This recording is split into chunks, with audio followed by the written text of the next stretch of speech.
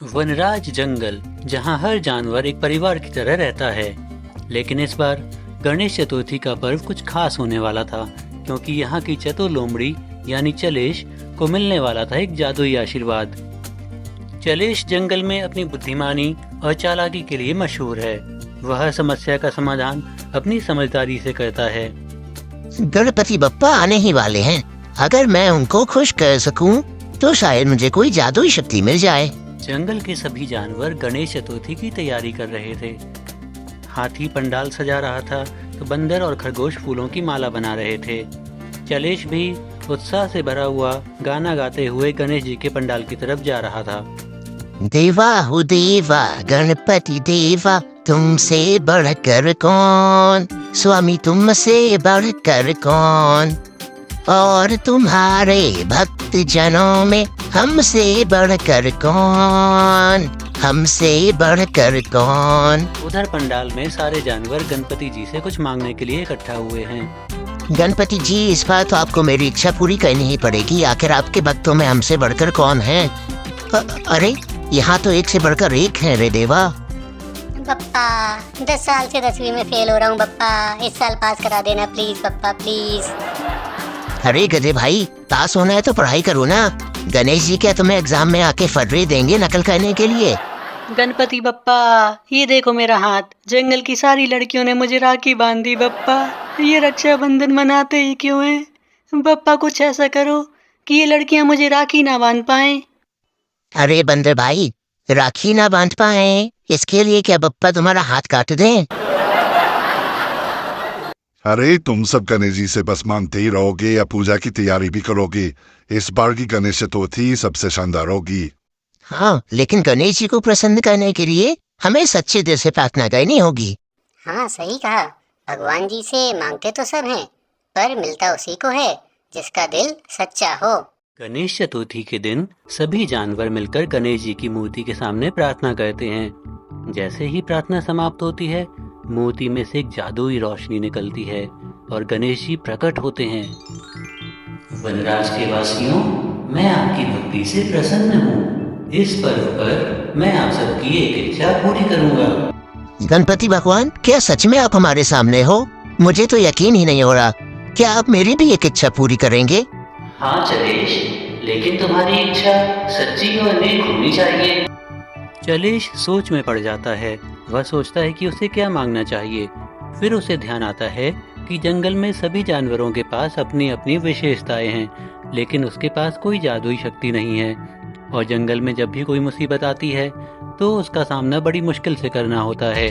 गणपति जी, मैं चाहता हूँ कि मुझे ऐसी कोई जादुई शक्ति मिले जिससे मैं अपने जंगल के सभी दोस्तों की मदद कर सकूं। चलेश, तुम्हारी इच्छा सच्ची और नेक है। मैं तुम्हें वह शक्ति प्रदान करता हूँ, लेकिन याद रखना, इस शक्ति का उपयोग सिर्फ दूसरों की भलाई के लिए ही करना।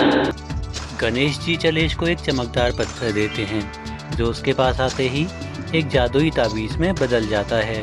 ताबीज के साथ चलेश को अदृश्य होने की, तेज गति से दौड़ने की और किसी भी जानवर की आवाज में बोलने की शक्ति मिल जाती है। धन्यवाद गणपति जी। अब मैं अपने जंगल के सभी प्राणियों की भलाई के लिए इस शक्ति का उपयोग करूंगा। कुछ दिनों बाद जंगल में एक बड़ी समस्या खड़ी हो जाती है। एक शरारती और दुष्ट भेड़िया दूसरे जानवरों को परेशान करने लगता है। वह जंगल के छोटे जानवरों का शिकार करना चाहता है। सभी जानवर उससे डर जाते हैं। इस जंगल में अब मैं राजा हूँ। जो मेरे सामने आएगा वो सुरक्षित नहीं बचेगा। अब क्या होगा? हमें कौन बचाएगा?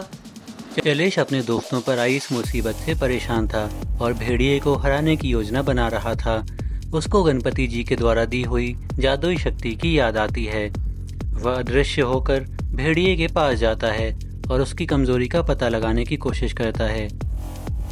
चलेश अपने ताबीज का उपयोग करके भेड़िए की आवाज में बोलने लगता है, जिससे कि भेड़िया भ्रमित हो जाए। जंगल के सभी जानवरों, मैं एक भेड़िया नहीं बल्कि एक गधा हूँ। अरे ये कौन बोला? मेरी आवाज कहाँ से आई? मैं उल्लू हूँ जो इस जंगल में आया। यहाँ तो गणपति जी की कृपा और आशीर्वाद है। अगर मैं यहाँ रुका तो सच में गधे में बदल जाऊंगा। ये क्या हो रहा है? मेरी आवाज मुझसे अलग क्यों सुनाई दे रही है? मैं तुम्हारी अंतरात्मा से बोल रहा हूँ, अपनी जान प्यारी है तो यहाँ से भाग चलो और इस जंगल के जानवरों को सताना छोड़ दो। ये क्या हो रहा है मेरे साथ, कुछ समझ नहीं आ रहा।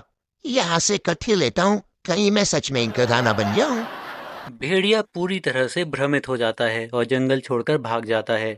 सभी जानवर खुश होते हैं और चलेश की तारीफ करते हैं। कैलेश, तुम्हारी समझदारी और गणेश जी की दी हुई शक्ति ने हमें बचा लिया। हाँ सच में, गणेश जी ने हमें सच में एक महान उपहार दिया है।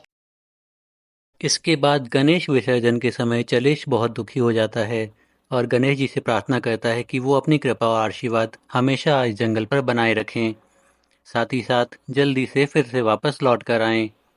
सारे जानवर गणेश जी को धन्यवाद बोलते हैं। गणेश जी फिर से प्रकट होते हैं और सभी जानवरों को आशीर्वाद देते हैं। तुम सबकी एकता और भक्ति ने इस जंगल को सुरक्षित रखा है। हमेशा इसी तरह से एक दूसरे की मदद करते रहना। मैं फिर जल्दी आऊँगा। तो दोस्तों, आशा करते हैं कि आपको आज गणेश जी की कहानी पसंद आई होगी। सभी कमेंट में गणपति बप्पा मोरया लिखें और वीडियो को लाइक और चैनल को सब्सक्राइब करना ना भूलें। सी यू नेक्स्ट टाइम।